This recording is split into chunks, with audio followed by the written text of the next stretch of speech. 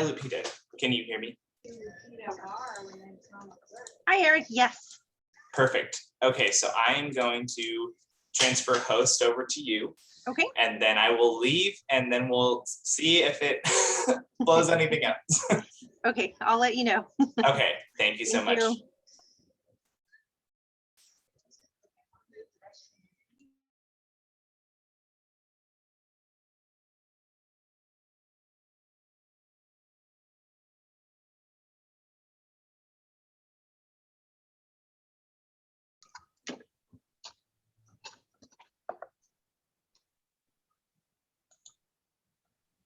Good afternoon, everybody. Welcome to the July 22nd special meeting of the CCP.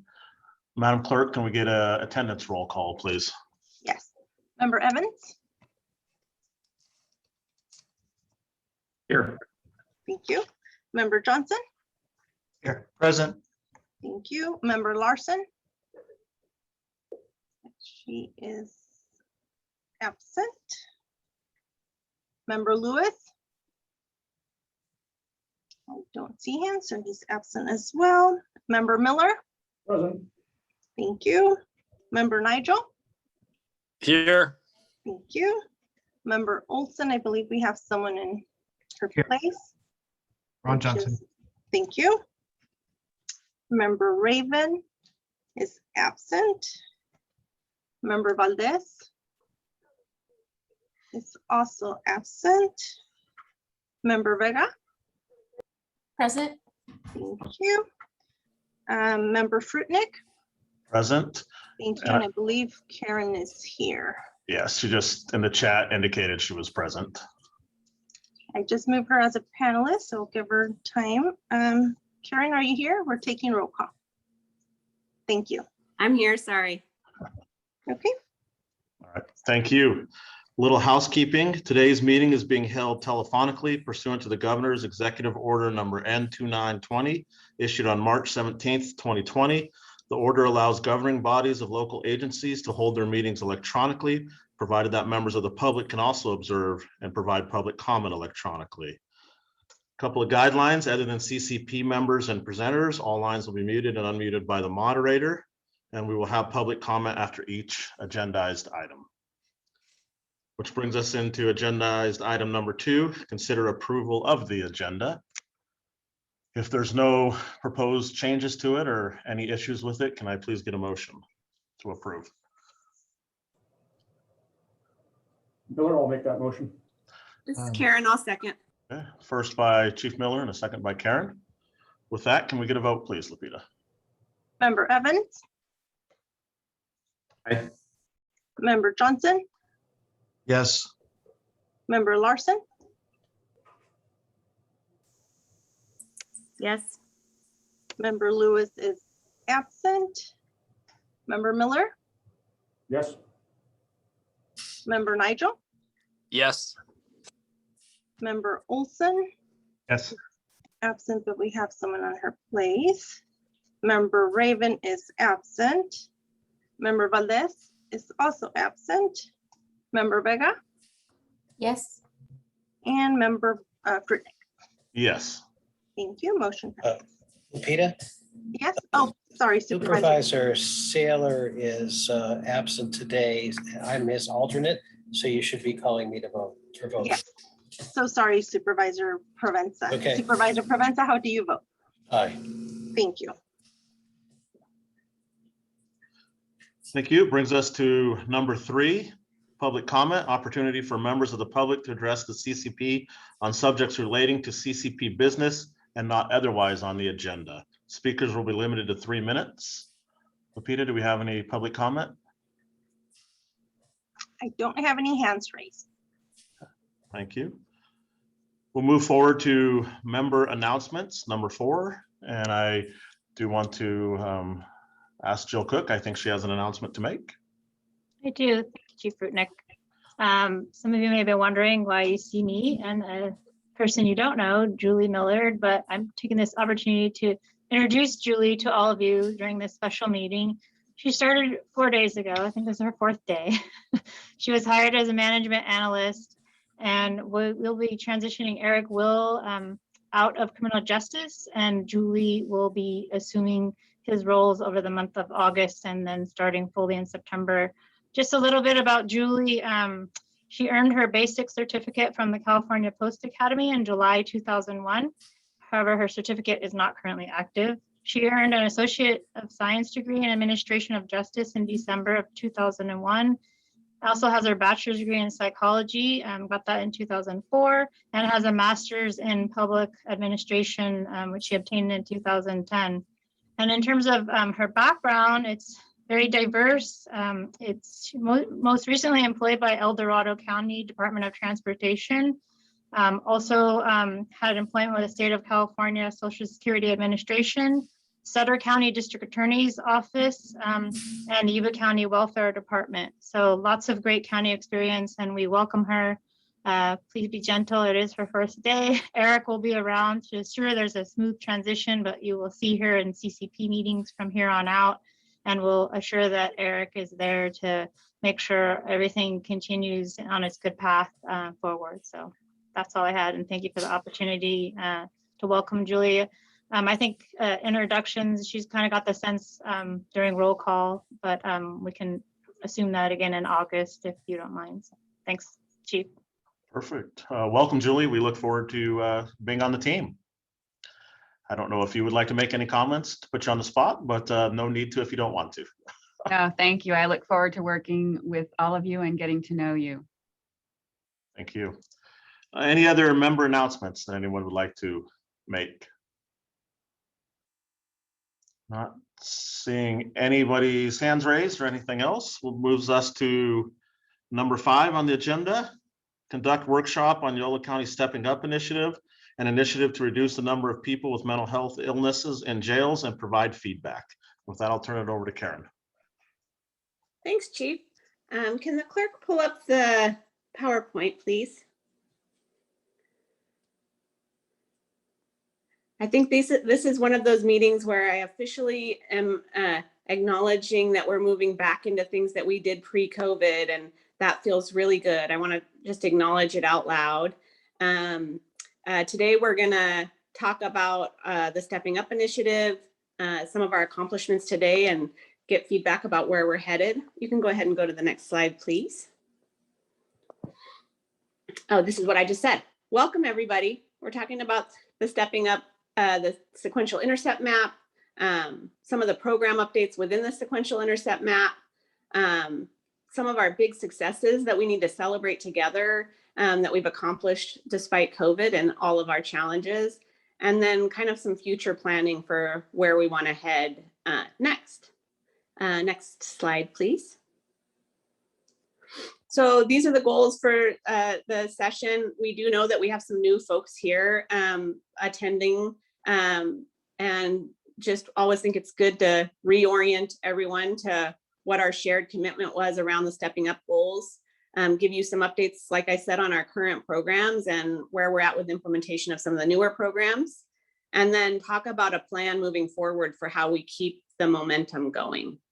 Next slide, please. Now I'm going to turn it over to Ian, and he's going to take it for the next few slides. Great, thanks, Karen. As Karen mentioned, it's been quite a while since we've had conversations specifically around Stepping Up Initiative and Sequential Intercept model, and so we wanted to provide a little background and then jump into some program updates. So next slide, please. For those of you not familiar with the Stepping Up Initiative or the Sequential Intercept map model, this is what it accomplishes. It looks to develop this ongoing process to keep information current. It helps us keep an organized, explorable listing and gives context to the programs and develops a set of priorities. So in YOLO, what that's looked like is a lot of work back in 2017, 2018 to get an initial map going. And then we met for the most recent time back in October of 2019. With Kevin's assistance, we had an updated process, 4 hours, community input session, created an updated map and updated gaps in the inventory list, and have been working on that since that time. Next slide, please. There's 4 main goals of the Stepping Up initiative. And this is a national initiative. Yolo is one of the many counties throughout California and the nation that have become Stepping Up counties. We have a board resolution in support of being a Stepping Up county. And so these are the 4 main goals: keep people with SMI out of jail, serious mental illness, shorten the length of stay in jail for those with serious mental illness, and keep people with serious mental illness from coming back to jail. And also connecting individuals with serious mental illness to treatment at release. And there's a few programs we're going to talk about later on in some slides in each of those areas that we've implemented in 2018. Next slide, please. I'm not going to go through every item on here because there's a lot, but you should all receive this or will receive this as part of the packet for this meeting as a PDF. This is the result of our updated sequential intercept mapping process from back in October 2019. Plus, you'll see a lot of orange rectangles on here that indicate new or upcoming programming on here. So again, not going to highlight every single one on here because there's a lot, and we want to allow time for CCP feedback and conversation, and also feedback at the end of today for public comment and input. But some of these programs that are highlighted in orange we'll be talking about as our implementation wins for 2020 later on. Next slide, please. I think many on the line or on this meeting today have seen this before. We started this back in 2018 as a way to really map out some of the specific criminal justice behavioral health program that we have and tie it to the intercept mapping model as a way to communicate what different programs we have and the eligible populations for each one. There's more programs than this, obviously, as you can tell from that previous slide, but these are some of the ones. Pretty much every one of these programs involves coordination and support from probation, the sheriff's department, the district attorney, public defender's office, a lot of our community-based organizations, and health and human services, depending on the program.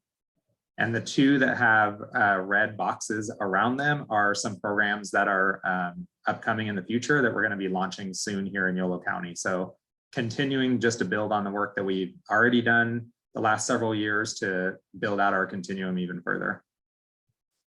Next slide, please.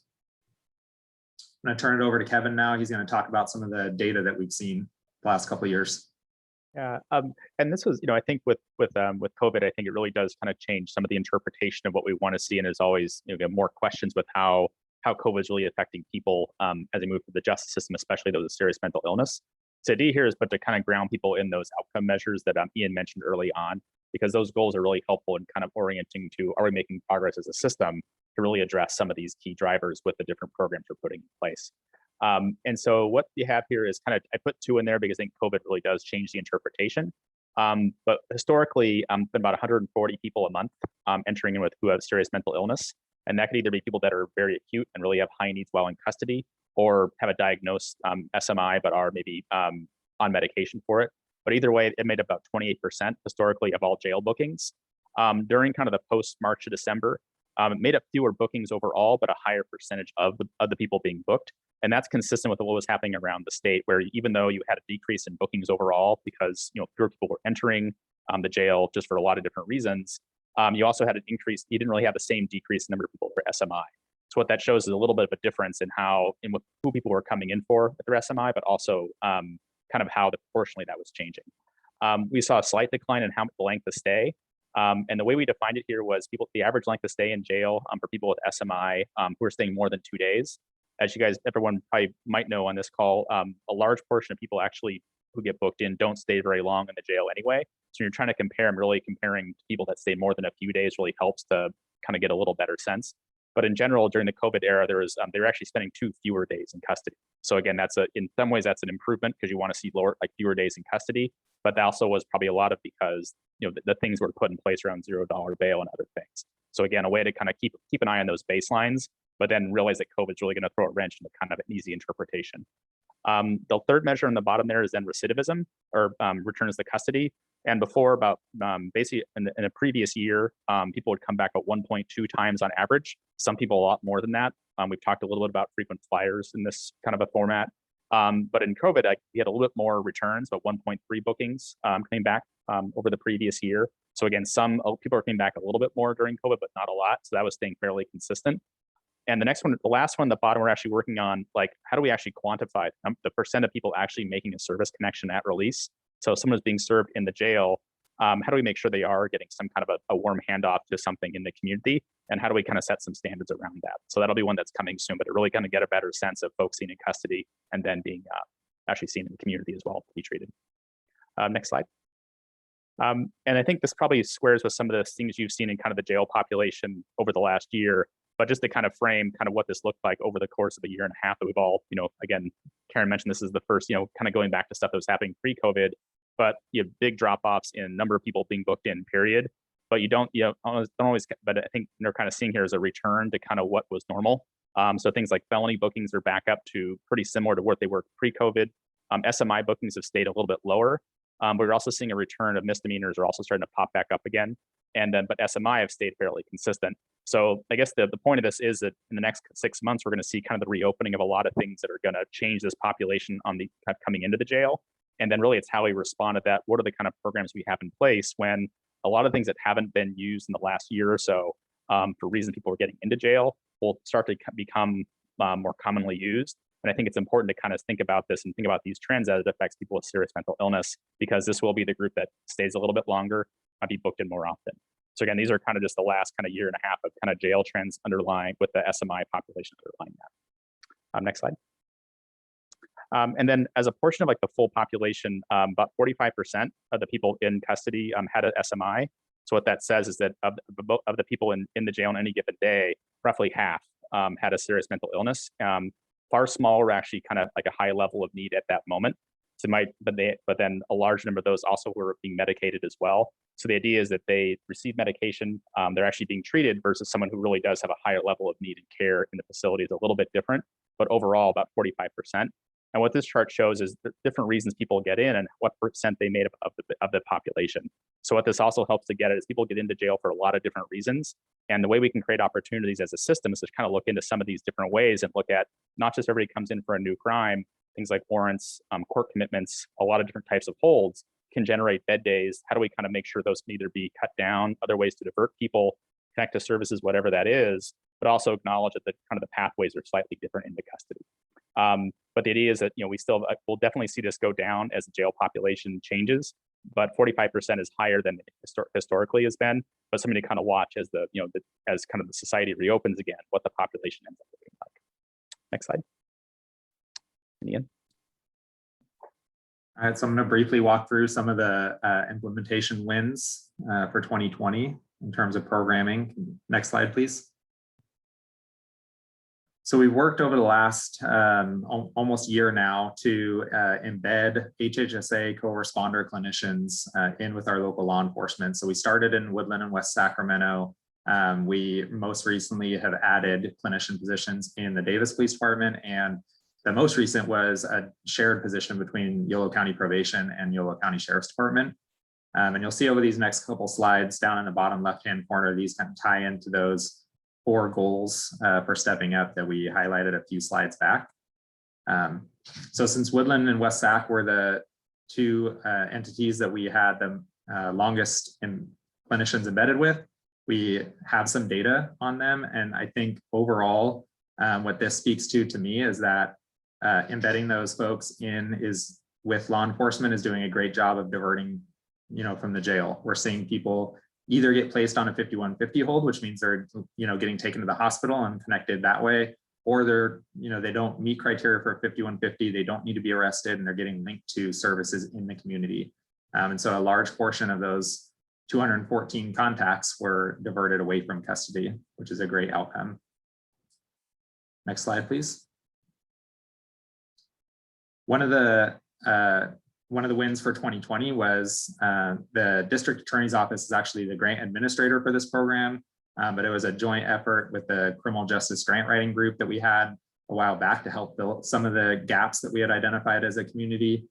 We secured a federal grant that allowed us to fund a clinician position and a peer support worker and a probation officer to double the size of our mental health court. So we went from 15 individuals that we could serve at any given time to 30 individuals. And you can see some of the data here in terms of referrals doubled to the program, acceptances. You know, we anticipate obviously with adding capacity, we would have an increase in acceptance rates. There's over 20 people between the two courts right now. It takes a little while with new programming to ramp up the full capacity. And then looking at what we've seen historically with these programs in terms of reducing jail bed days for the population, it's anticipated that the individuals being served in this program will avoid over 15,000 jail bed days for those that have their charges reduced or dismissed at graduation. Next slide, please. One of the other grants that we've gotten here in Yolo County that, again, the district attorney's office is the grant administrator for, but the funding really goes to help support some positions at Health and Human Services. It's a Department of State Hospital grant.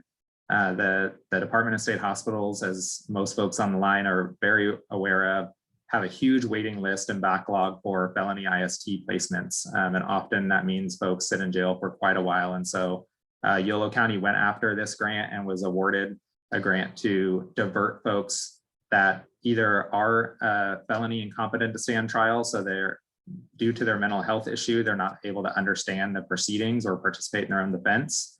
So they were declared incompetent, or if there's been a determination that they're likely to become incompetent in the future, we can divert those folks into a program to serve them in the community rather than having them go to the state hospital, which has a whole host of benefits. And you can see the different services that the grant pays for on this slide.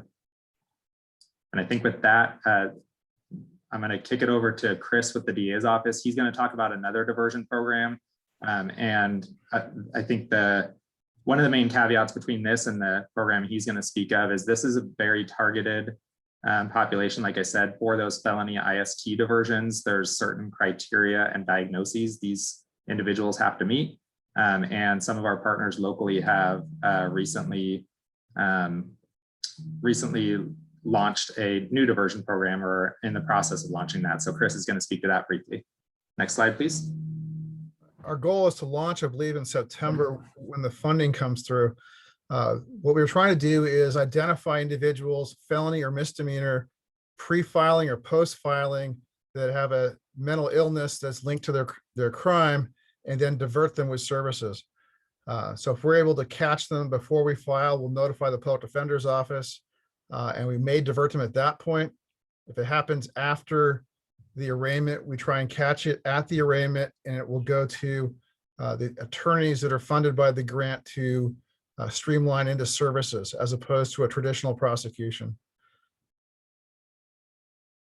So that's the program in a summary. It complements the existing programs that we have and should also be able to address some of the individuals in the jail or end up in the jail that are not Yolo County residents, as we need to get them coupled with services in their home county.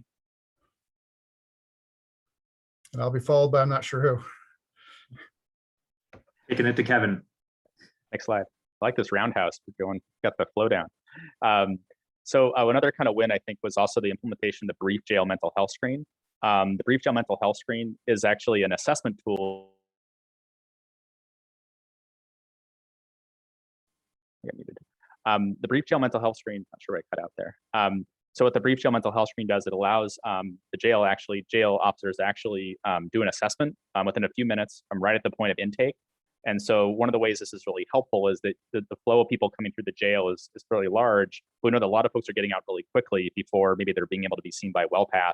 This tool actually allows to, one, create better referrals, and two, as we kind of look at ways to look at those quick releases or folks not staying very long, how can we better connect people to services knowing that they may be out fairly quickly? And that usually isn't enough time to set up a program or warrant handoff. But at least this tool, being a validated tool, is a way to actually use that and actually be able to use that information to better create referrals, but also connect people to services on the outside. I asked Lupita actually to put the tool into the chat for people if they want to look at it. About 10 questions, very short, but really the value is increasing and improving the referral process, but also kind of seeing the full population, not just the people that are able to be served or seen by WellPath in custody. Next slide, or I think we're gonna, then I think at this point we're gonna kind of open it up for discussion for the CCP. So I think this is kind of where I think, we've kind of gone through a lot of information and want to kind of see what folks think and what kind of the CCP kind of reaction is to this. And we can then come back later to more comment, but to kind of open it up.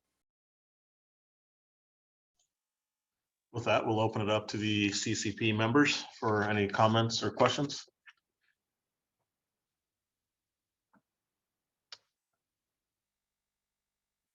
Not seeing much.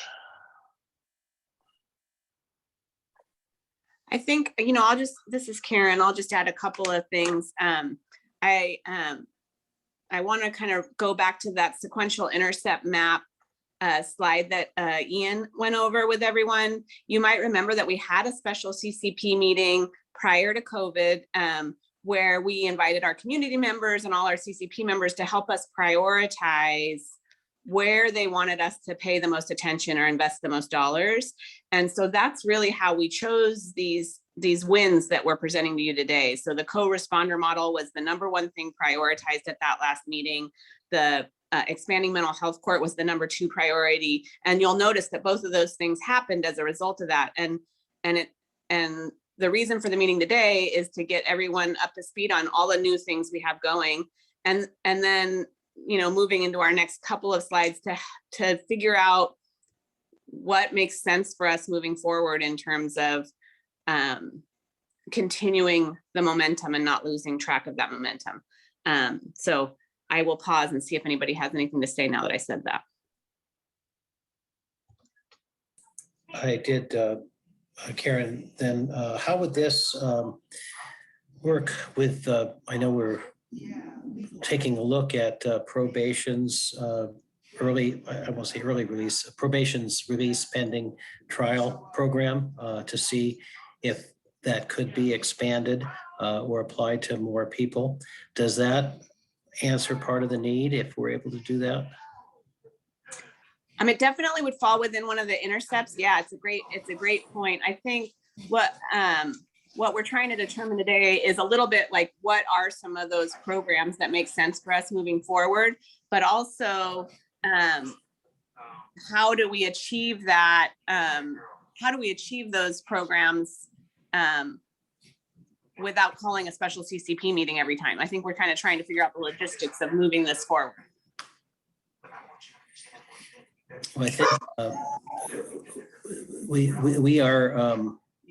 have a separate, I won't say separate, Don and I are serving on a subcommittee where we're taking a look at that particular program. And I know a number of us will be going to Santa Clara County to see what they've done. But it seems like that would be in part a good way of pulling people out of the system or additional people out of the system. And the existing measures, I guess we have to take a look to see how well they're working, and they're all in the infancy, so it'll be a while before we know that. Yeah, I think I'm glad you mentioned Santa Clara. I think it goes into some of the ideas we're kind of tossing around amongst some of us. One of the things they also have in Santa Clara is this reentry campus. And so that's one of the concepts we've kind of talked about when we're thinking about the future uses of the JDF, if it ends up not being a JDF, having some kind of reentry or rehabilitation campus or the like. And so again, we're trying to get feedback from CCP because they're the logical partners, and from our community in terms of how do we achieve those goals together. And I'm sure there's Santa Clara County, there's others that have done this before, so we don't have to reinvent the wheel. So we may want to have a series of presentations to the CCP on some of these successful efforts. I know when we started out the Stepping Up effort, we all went to Washington, D.C. One of us arrived. It was one of those inclement weather situations, and I was the only one who made it there. But what I was so impressed with was how probation chiefs and sheriffs and other people in law enforcement had taken the lead on some of these very innovative programs. And we may want to start, having some of the members here visit other programs and look at things that are going on in other areas, because they have had great success. Yeah, I think it's a great point. I think, it's one of the reasons why we're so lucky to have Kevin O'Connell on board with us because he's working with so many California counties. And so I think in some of our next slides, he's going to talk a little bit about some of the things he's learned in other counties, some of the innovative programming he's seen there, and maybe help spark some dialogue in terms of where we might head next. Okay.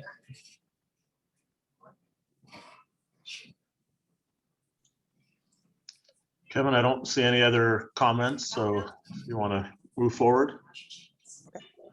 I'll throw back to Karen. Karen, the next slide. Thank you. So I think we're going to move on to the next slide when you have a minute.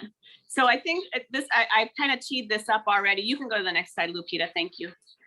I think where we're at now in our agenda is we're kind of trying to figure out how do we continue our momentum? Who is the appropriate, what is the appropriate level? Who are the appropriate people from different departments? And how do we maintain our momentum and not have maybe a special CCP meeting every time we want to try and figure these program things out? So I think there are several conversations floating around that apply to many of us. I think somebody's not on mute, and so we're getting a lot of background noise from whoever that might be. Or maybe Lupita can mute whoever it is. Thanks. So I think we want to talk about, many of the partners around this table are working on some of the race equity work. Many of us have been talking about the detention facility campus and potential options for that moving forward. Many of us have been talking about a lot of programming that definitely addresses the Stepping Up initiative, as well as addresses some of the prioritized goals within our sequential intercept map. And so I think we kind of want to hear from the group, how do we continue to move forward, and what makes sense in terms of next steps. I'm not sure if you want to add anything to this slide, Kevin. Yeah, I guess just the project that like funds my work, both on kind of the pulling information together, doing some of the system assessment. It funds like 9 other counties, and so counties from El Dorado, Lassen, Sacramento, San Bernardino, so large, small, tiny, let's say, and Modoc too. But the idea is, I think that you have there's a place to kind of have these conversations, kind of being able to kind of pull it together to kind of say, people with behavioral health needs, and especially ones with serious mental illness, like what more could we do as a system, not just programs. I think that's the observation I would make, is that programs do a lot, but oftentimes you have to have the systems in place to really make sure they're lined up. And I think that means kind of looking at kind of, how are people getting into jail? What are the kind of things we could do in different ways? Is it a program versus is it a change in practice? Is it an improvement in how we kind of look at a process? And I think sometimes that comes from more specific conversations. And I think the setup I've kind of seen work is that there's kind of like an ongoing group that kind of meets and looks at a certain issue in a certain way, maybe pulls up an issue that's being discussed. And then you kind of bring it back to a group like this to kind of look at decisions.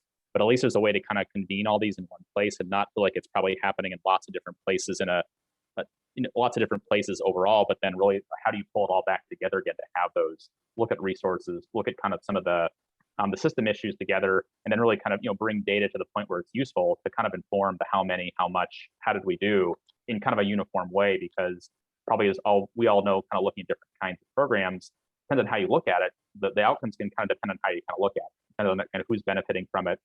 Are we actually seeing improvement in someone's life? We have to kind of make sure we can kind of have a full view of that. So sometimes a work group like that can be helpful just to kind of look into some of those things. And then I think, as Karen mentioned, look at some themes that are really cross-cutting across the whole county. The race equity conversation, I think, is always an ongoing conversation, but how do you create a table for that does take into account people like both the human service side as well as the justice side, and really have a full kind of conversation about it in a more focused way. So it can be ways to kind of have different kinds of conversations in one place, and then bring those up to a CCP. And I think when doing this in other places, having access to integrated data, because what we've developed in the last year and a half is also, we can do analysis and research on, both the justice side as well as the health and human service side. And that's kind of a new thing, both from a homeless and housing, behavioral health, jail, probation, and also a lot of the kind of specialty programs that are out there. So really can kind of be a full profile of what a program could be, not just kind of what we think it might be and then hope it kind of turns out that way. Kind of bring some information on stuff that isn't always known. You don't always know ahead of time how a program's going to do.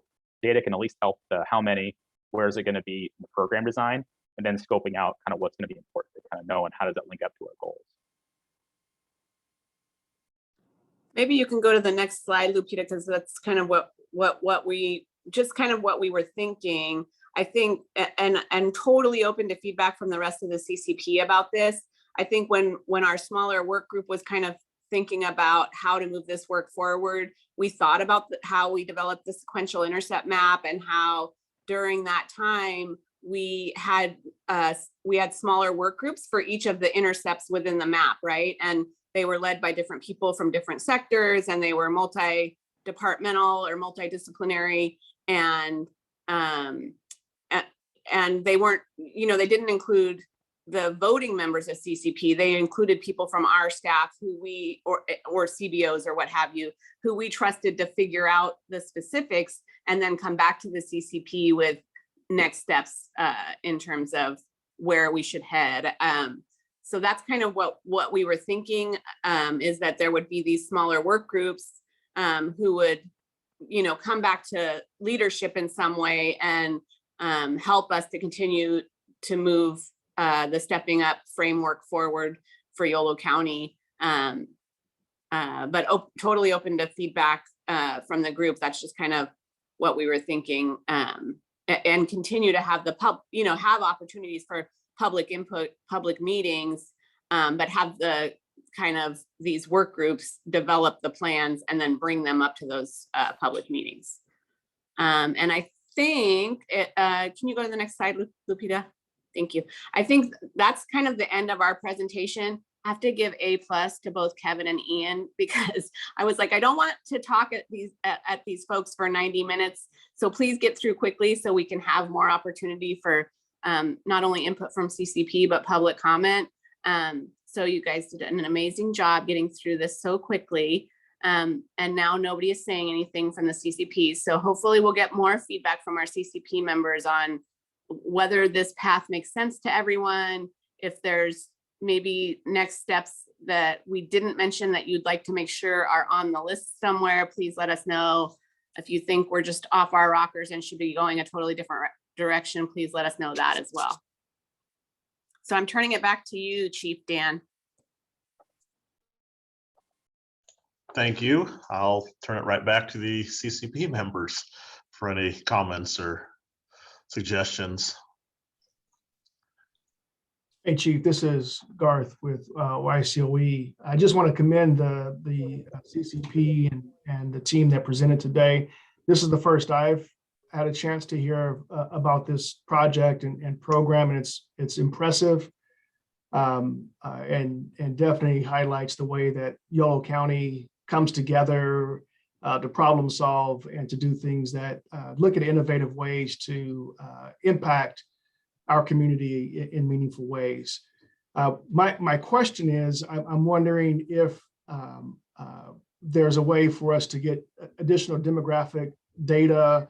I'm particularly interested in data by age, and wondering if youth at some point, are youth impacted by the program? And if not, has there been any consideration for addressing the needs of youth with similar concerns?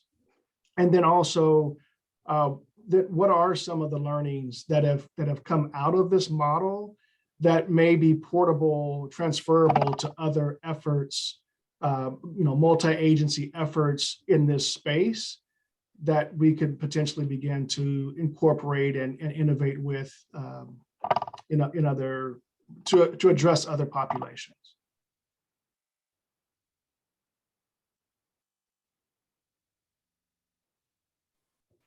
I'll address Garth's question about kind of like more like kind of the more demography. I think that was when we kind of would also like, what are the kind of things you'd like to know more about that kind of either overlapping population or just the justice population, because that kind of looking at that's an important part about the age, gender, race, the geography. I think are key parts of that. That's stuff that we kind of have. We just wasn't like in this kind of a presentation, we weren't quite sure how to frame it. But those are kind of things that could be useful in a work group to kind of just frame the conversation. So I think those are accessible, and I think was an intent to kind of see if those would be useful things just to have more information on, just as you're doing program planning, or just to know as. So I think that was definitely something that's possible.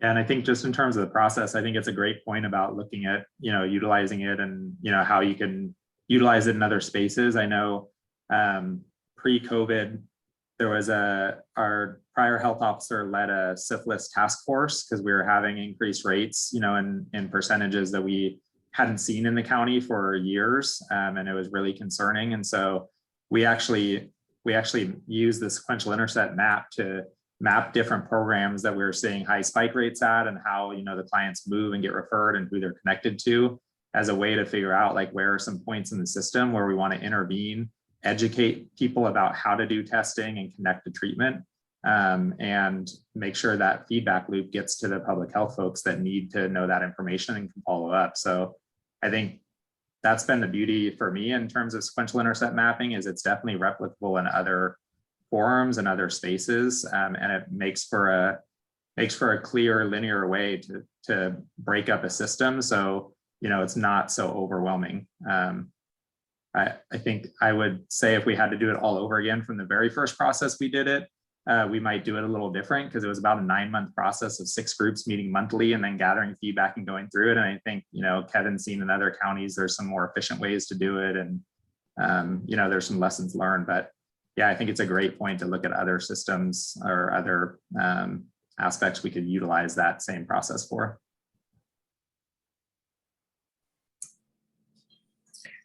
Ian, one of the things, of course, the board has emphasized is the ethnic and racial disparities in the system. And so if we could have some of the focus there, I'm thinking that if we decide on doing one thing and then having everybody contribute to it, we might accomplish more than just, trying to do multiple things at the same time, 1 or 2 things. And once we prioritize in that way, bring everybody together in terms of their contribution to that goal.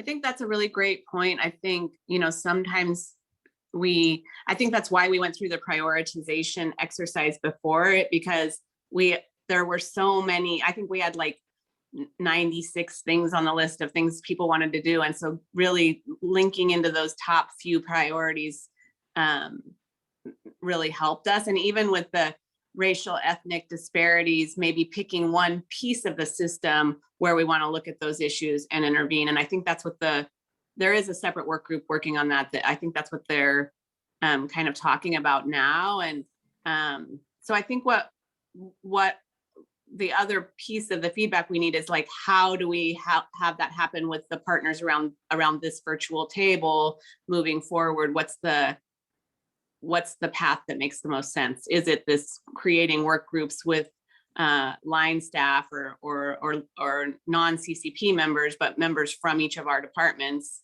to kind of continue the work and then report back up through the CCP? I'm not sure, but that's just how we've done it before. I was thinking that makes sense, but you could also, if there's a CCP member with a particular interest, you might involve that member in the effort directly. And I think sometimes going for the low-hanging fruit is a good way to start because we build success and then support of the board. Yeah. One of the ways we've done this in El Dorado is we basically like the group decides kind of what the agenda is, but instead of having 4 different items on it, it feels like it's just like a little bit about this, but not enough about that. But really, it's a way to kind of get everybody to focus on one topic, either a program we want to look at or a barrier we want to reduce, and then figure it out together. What more could we do as a group? Instead of having one group say, "This is my perspective on my program. Here's what I'm doing. What do you think?" It's like, "Here's the program I want to do," or "Here's what I would like to. Here's what I'm doing with it." Brief the group, and then the group kind of looks at action items or things they would like to know more about. And then within an hour and a half, you kind of get to a constructive conversation, and then at least 1 or 2 things that you can at least take action on. And it might be, what else could a department do to add to that or to improve it? It could be, what's a resource that somebody knows about that maybe another person didn't. But it's a way to get really specific about a program or intervention and not feel like it's a big, huge system with lots of different things going on, but then also make sure it's driven by the questions people want to know or the programs people want to develop. And that could be, mental health diversion as that gets developed. Is there a way to, look at that together? If you want to look at things like, repurposing or looking at new programs, what are the kind of things we could look at together, but make sure it's focused in a, in a fairly short meeting, fairly short and clear meeting, but then make sure there's action steps afterwards. And that could be a way to make sure there's an agenda. It doesn't just feel like a report out, but actually like an action oriented work group. Yeah, that makes sense to me.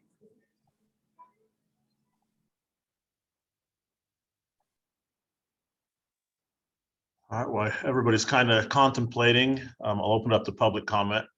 Lapita, do we have any public comment? There are no hands. Oh, hold on.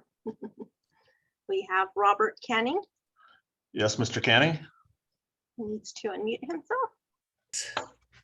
Thank you. I just want to comment that I want to applaud that you implemented the brief jail mental health scale. It's a really good scale to use. But I just want to add one thing, that I think using standardized instruments in a variety of settings, so the jail, mental health diversion programs, things like that, could really give you good data that you could link up between the programs. So I'm a psychologist who worked in corrections for a number of years, and I'm a big fan of standardized assessments. And I want to applaud the use of the brief jail instrument, but also suggest that you expand the use of those kinds of instruments across the spectrum of services. Thanks. I'll add Calaveras County actually has it in their pretrial screening tool. So it's, basically they have the jail do, they also have the pretrial team do it at assessment. So those are the kind of things where you can, it's because it's not a HIPAA, it's basically, it's not health information per se. It's able to be used in different settings. And really it is a screening tool. And I think Lapita put it into the chat. So there's ways to use tools like that in different places to make sure you're screening as many people as possible in a unified way, and not again, not everybody's trained to do it, as a psychologist, but how do you at least ask the right questions in a way that'll get you to the right referral and the right contact? Thank you. Lapita, was there any other public comment? Yes, we have Lupita T. Yes, Lapita? Hi, good afternoon. I'm coming in late. I do apologize. I'm not quite sure what agenda item that you're on, but I did want to address the fact that since I heard data was mentioned, there was a discrepancy with some of the demographic data that was received from different departments. For example, the sheriff's office didn't have the data for, I don't like to use the word Hispanic, but the Latino population, and they were categorized as white. So I did want to say, that it is important to have that solid information across the board for things to be standardized, and not just in mental health, but just for all of the data and demographics for the entire criminal justice system. And also including the socioeconomically disadvantaged populations, having all of the departments check off whether they receive Medi-Cal is a big issue. That's a big deal. So I did want to thank, I forgot which department provided that data, but having that background is just as important as having the race and ethnicities and gender and all of that. So just, and I would like to thank all of you guys for the work that you're doing. I know that you guys have worked very hard on all these issues. And again, I'm just very elated that you guys are investing in mental health. That's something that has been, I've been heavily advocating for at the local health council and the local mental health board and the health council for years.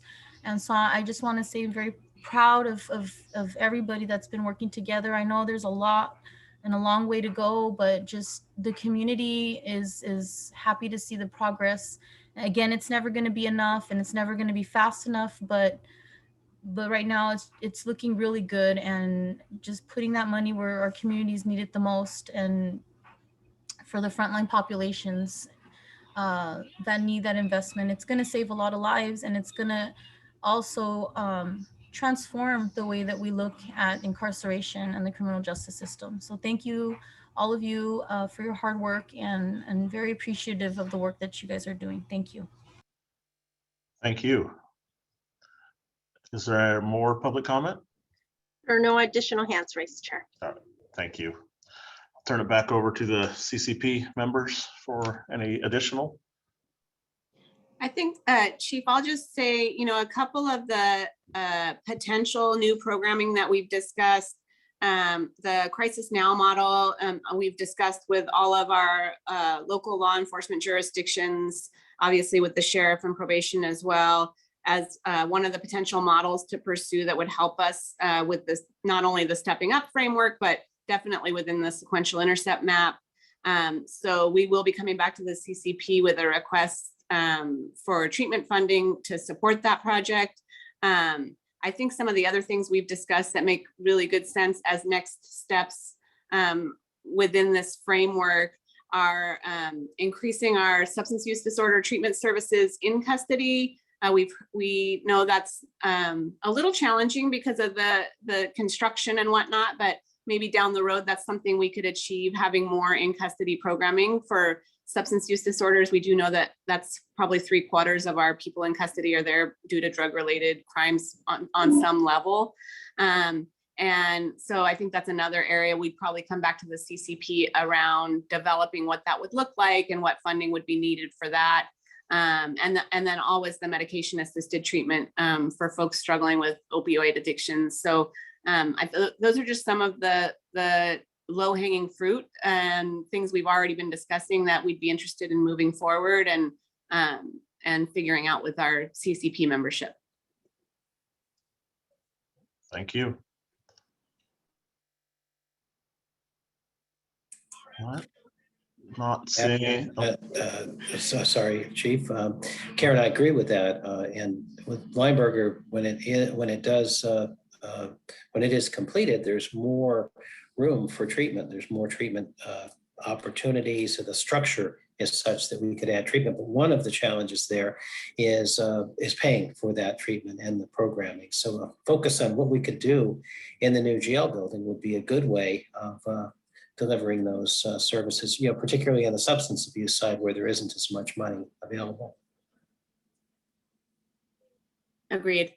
I think that's why we're excited about the new treatment funds available via CCP because of the new budgeting methodology. And so we'll definitely be coming back to the CCP with that proposal. Good. Thank you.